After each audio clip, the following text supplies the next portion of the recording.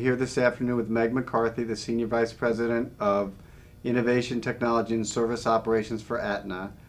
We're here today to talk about investment roadmaps and how they can facilitate the investment process, the capital investment process. Meg has been focused on this at Aetna since coming to Aetna in 2003. Good afternoon, Meg. Hi, nice Mike. to see you. Thanks. Why don't you tell us a little bit about how you get into this process and the reasons that you started this process? The best way to describe how we got into the process was really our chairman and CEO, Ron Williams, was very focused on assuring that there was the appropriate integration between our strategic planning process and our IT planning process. And as the company was coming out of a turnaround, he recognized that we were going to need to overhaul the architecture of the company. And in looking at that work, as well as a lot of other work that we had ahead of us in working with our business partners, it was recognized, I think, by the entire senior team that we needed a roadmap or a blueprint to be able to drive that work. Ron, from the day that he got here, articulated to the business leaders here that IT is not something that the IT people go off and do, but it's something that each of the business leaders need to be very involved in, and our business leaders need to understand the enabling environment that's going to support the growth of their businesses. And so the blueprinting or capabilities process here is a very integral part of our overall strategic planning process. It's interesting that I think while people often call it IT roadmaps, I think at Aetna no one would actually call it an IT roadmap. No. They call it a business roadmap. Right.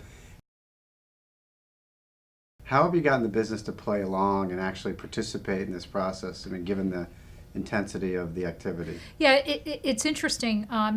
As Ron has driven the strategic planning process, this blueprinting process has become an integral part of that strategic planning process, in that projects will not be prioritized as it relates to the investment process unless they are part of a blueprint. Right.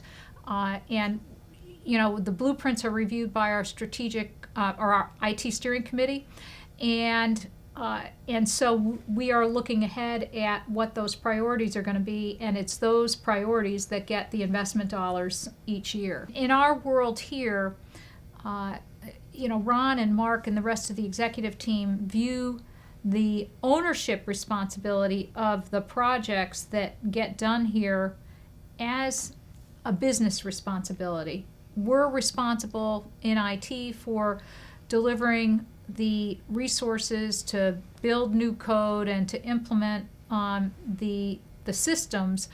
But at the end of the day, if Ron is looking for a status on, you know, a project, you know, he will call the business leader who has responsibility for that particular area, as well as call me, so that you know, that sets the tone for mutual accountability as it relates to anything we do here, and that's very important.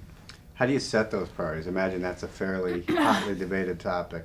It's you know, it's always entertaining every year as we come through the strategic planning process and come out of the strategic planning process. There's always twice as many investments that the business want to make as there are investment dollars to be invested, and so we're pretty rigorous relative to the return on investment that we expect, and we put in the operating plans of the businesses what's expected relative to that return on investment, and the businesses are required to report out what they have achieved relative to that return on investment. So we don't just allocate investment dollars to a business, we allocate it, we track it, and we report out on it to be sure that we are getting the return that we expect associated with the dollars that we invest. And have you gotten the kind of returns you'd hope for? In some cases, yes, and in some cases, no. And, you know, over the years, we have refined the process so that we're looking at milestones along the way in terms of both the dollars that it will take to build whatever we are building, as well as the dollars that we expect in terms of the return. And in some cases, we've called a timeout if if something's out of balance along the way. What are the greatest benefits you've gotten from the blueprint process? I would say, in terms of the job that we have to do in the technology organization, probably one of the biggest benefits is if you can imagine having 80% of your organization blueprinted, if you will, and that blueprint gives you a 3-year view of what that business is expecting to do in terms of the enabling capabilities that they want to see to support their business growth. We can take that picture and translate it into a technology blueprint. So we put together an overall technology blueprint for the company. And that's a 3-year view of the underlying technologies that are going to be required to support the business blueprints. And in a company of our size and scale, that's a pretty complex set of hardware, software, and other technology capabilities that need to be positioned appropriately. So, we have very few situations where we are at the last minute being asked to bring up some piece of technology because, we're trying to get something in. It's all very well laid out. And I think that's one of the greatest benefits, so that we can plan our spending, we can plan the implementation of these technologies, we can bring into our labs the technologies that need to be tested to be sure that the capabilities are going to be there when the business needs them. Historically, you come from a B2B or business-to-business environment, and there's now heavy pressure to create more consumer-centric and retail capabilities. Do investment roadmaps help you get a handle on a more diverse business and to think about what things are shared and what things are more unique to some of the businesses that you're getting into? I would say absolutely. One of the things that we do, and our architecture team does a great job of doing it, is we really look at the capabilities that all of the businesses are looking for, and we look for common capabilities. And as you know, a number of years ago, we implemented a service-oriented architecture here, and we have become very good at looking at how we can build and reuse the assets that we build. And having a blueprint and capability approach allows us to reuse both the codified assets as well as the processes that surround those assets. We are tracking the reuse that we experience for all of the code assets that we are harvesting and reusing, so that, again, we can measure how well we're doing in terms of the benefits that we're driving back into the businesses. Do you measure specifically the success of roadmaps and the progress you've made?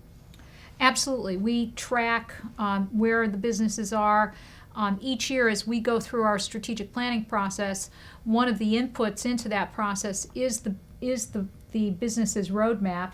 And as part of the process, we're updating that roadmap with whatever new thinking the business is bringing forward into their strategy, and whatever new thinking we're bringing into the conversation from the meetings that we're having with our technology partners and other technology-related activities that we're aware of.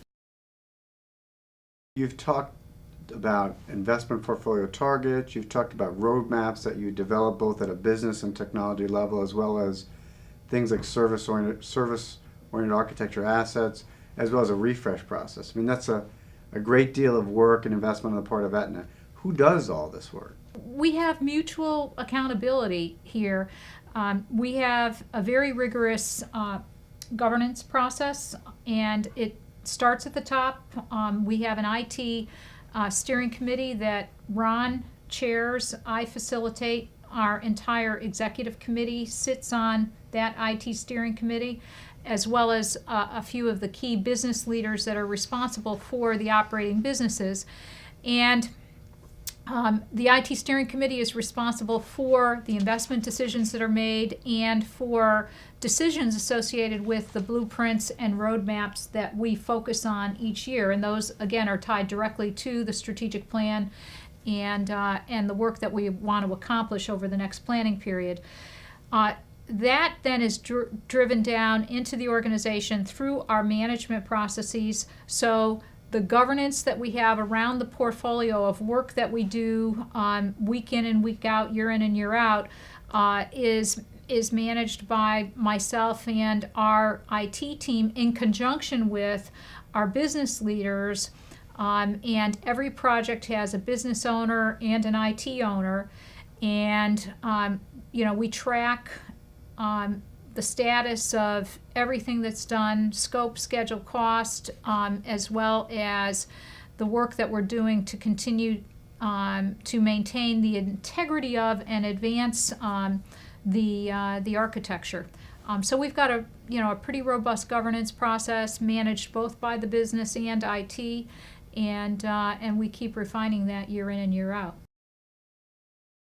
What advice would you give to a company that was getting into this in the early days and thinking about standing something like this up?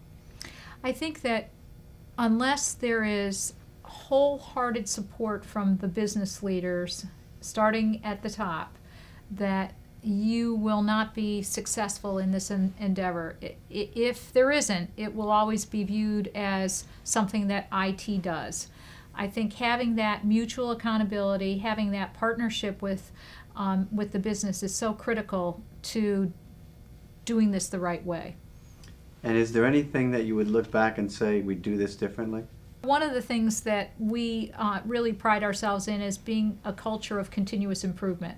So every year we look at the strategic planning process. How could we do that differently?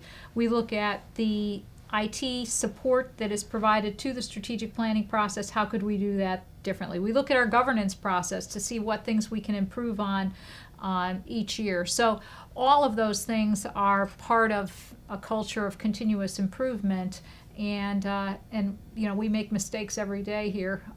Hopefully they're fewer and farther between, but we like to continue to improve what we do.